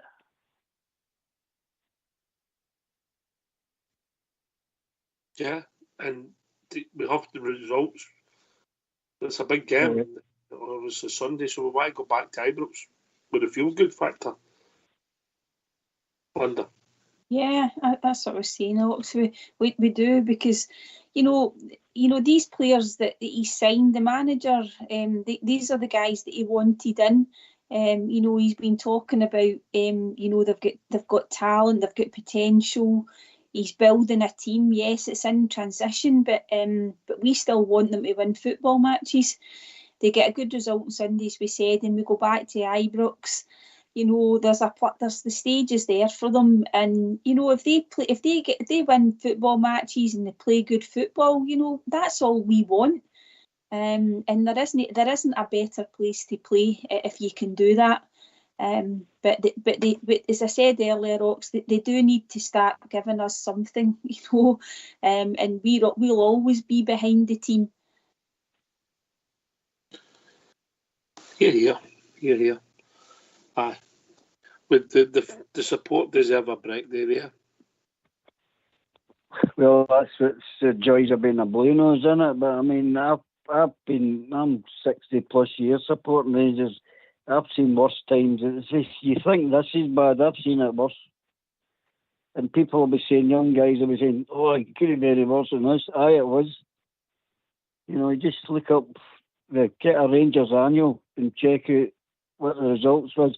I was at a Rangers Partick Thistle game. About 9,000 at Ibrox. There you are, 9,000. There was no 42 and 50,000 crowds then. I think And we were rotten. If it was 1979, mate, and I think it was a Thursday or something like that. I think it was a lot worse than that. Well, I was definitely young because I remember I was stoned out my brains and I had my shirt off. Well, wasn't it? You weren't young in 1979, were you? I was only in my 20s. Give us a break, come on. You'd been back for doing national service for 35 years then. 2 pints of Guinness and 4 Drambues. Drambu? David. Right, okay, mate. Listen, we've reached that time of the evening. Last word for your good self, David. Yeah, it's great to come on, guys. It's all I can say, well, I hope things will get better, and I think they will be, because you've always got to remember we are a people and we do not surrender. So good night, everybody, and stay safe, and God bless you, Linda. I'm looking forward to having a nice game of golf sometime. You're more than welcome. You'll get all the feedback for the boys if you want a game. So good night, Oaks. Good night, everybody, and well done, all the techie boys. Good night, guys. Well, I noticed the only one that's not been invited for a game of golf's me, Linda. Good night, Davy. Somebody tell me you only play snooker. Oh. Or ping pong. I'm good at that. Might be better stick to that. Listen, Linda. Yeah, great night tonight, Ox. Enjoy being back on the show. It was good of Fox and Davey to come in and join us. Lots of good stuff to talk about. But looking forward to the weekend, and as I say, nice to chat to your good self. So good night, everyone. Yeah, well done, Linda. I've known in difficult subjects, but controversial at times. Yeah. Yes. We didn't get into talking about the press that much, but what's happening in the club. Looked at some of the issues, not them all, but some of them. People will see it slightly different, of course, but thanks, Linda, thanks. And thanks to old Davey and old Mucker for coming on and joining us. Thanks to Fox for popping in with a question, and also Fox and Old School Blue for doing the technicals. This has been Rangers Radio. We'll be back tomorrow night between 8 and 10, talking about all things Rangers. And as Davey says, we build up to a massive game on Sunday away to Dundee United. Thanks for listening. Take it away, Old School Blue.